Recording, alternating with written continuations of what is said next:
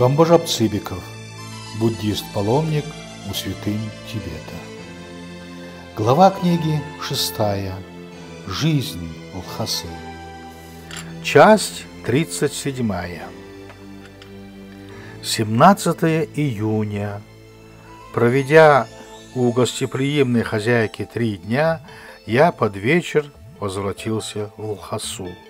18 и 19 июня. В загородном саду прорицателя Кармашар происходило спускание этого чайджона совместно с чайджоном Сетап, краснолицый на рыжем коне, прорицатель которого живет в монастыре Санпу. Оба прорицателя спускали вместе, одновременно. Спускание происходит в особом большом шатре. На поклонение стекаются преимущественно светские жители Лхасы. Эти дни являются как бы большим народным праздником. Все надевают свои наилучшие одежды и, взяв с собой съестные припасы и, главным образом, туземное вино, отправляются за город в упомянутый сад, а также занимают места в соседних садах. Они располагаются здесь отдельными семейными группами и пируют, посещая и своих знакомых.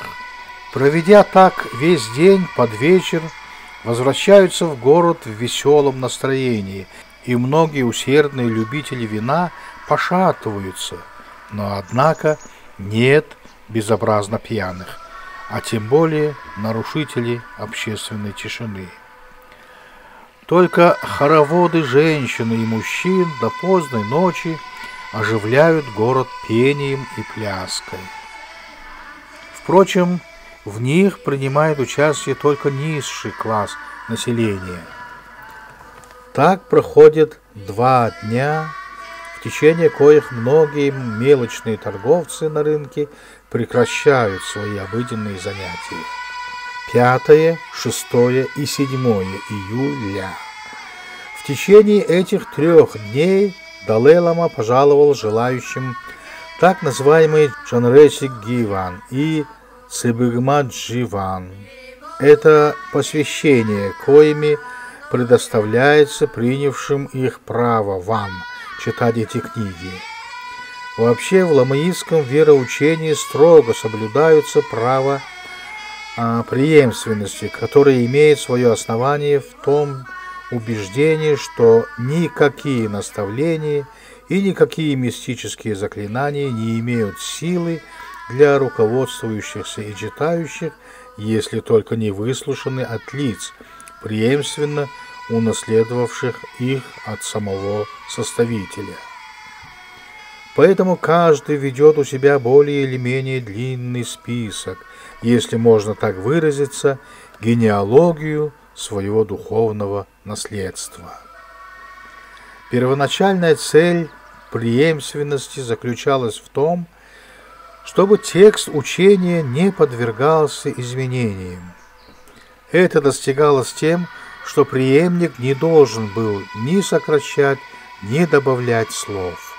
Затем в этом же можно, пожалуй, усмотреть и материальную сторону авторского права, так как всякий, принимающий посвящение, по принятому обычаю подносит более или менее значительное вознаграждение посвящающему. Посвящение дается только по получению просьбы о разрешении проповедовать известную книгу, что по отношению к Далай-ламе делается от лица знатных князей, совета галлонов и других. Если нет, конечно, какого-нибудь постороннего знатного или скорее богатого милостынедателя. Публика же собирается, как бы сочувствуя первым просителям, коим лестно иметь многих желающих, так как то обстоятельство, что они дают возможность многим выслушать учение, является их добродетельной заслугой. Раздача вана происходила в загородном летнем дворце Далай-ламы Нурбулингха. Здесь во дворе была поставлена большая четырехугольная палатка с узорчато вышитой крышей.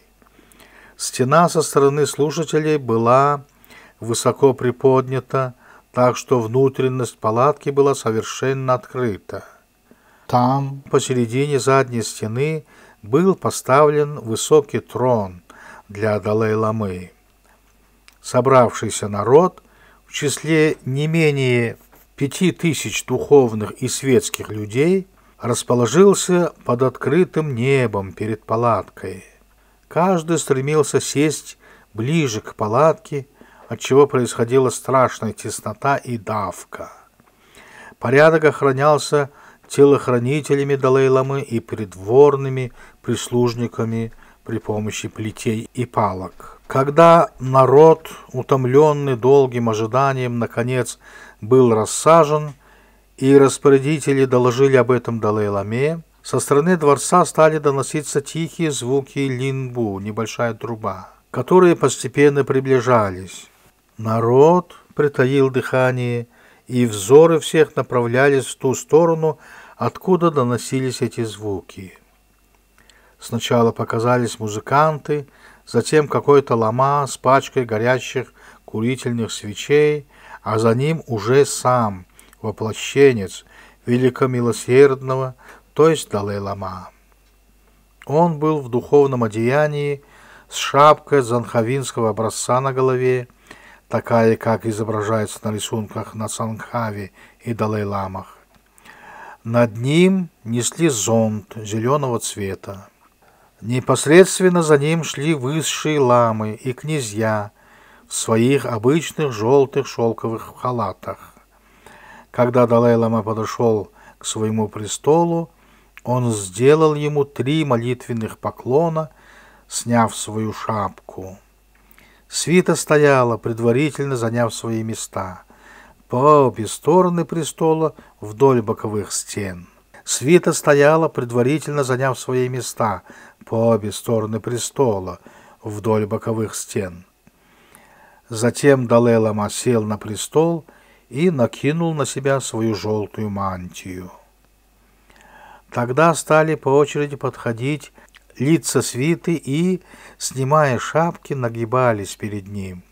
Он же благословлял их обычным прикладыванием руки к их голове. После этого ламы и князья заняли свои места и уселись, причем ламы сидели по правую руку от Далай-ламы, а светские князья по левую. Далай-лама начал чтение, которое продолжалось около 1,5 часа. После окончания народ, страшно утомленный теснотой под палящими лучами солнца, кинулся к выходу, и в общем смятении уже нельзя было увидеть обратного шествия. Я видел вышеописанное во 2-й день. В 3-й раз народу собралось еще больше. Приход Далай-ламы и церемония восхождения его на трон были совершенно тождественны со вчерашним. Побыв в начале чтения, я вышел на некоторое время из двора, чтобы прохладиться и отдохнуть под кустами на берегу реки, протекающей под самыми стенами ограды. Но, возвратившись обратно, я застал уже совершенно иную картину. Вся эта толпа просто ломилась в палатку, чтобы поскорее получить благословение. Происходила невероятная давка, и руки распорядителей устали бить народ, не разбирая ни возраста, ни пола, ни звания. Но всякий, подошедший к Далай-ламе, получил благословение и знакомую ленточку с благословенным узлом, причем светским людям давали ленточку белого цвета, а духовным – красного. Уже выйдя за ворота, каждый, вздохнув свободнее, рассматривал повреждения в своих украшениях и на видимых местах своего тела. Особенно пострадавшими оказывались женские украшения. От ударов палками разбивались кораллы, рвались четки и тому прочее. У меня не хватило терпения дождаться конца и мужества протесниться через тысячную толпу, и я отправился домой в Хасу, не получив благословения и не увидев окончания церемонии. Конец 37 части и конец 6 главы книги. Далее идет глава 7 «Управление Тибета».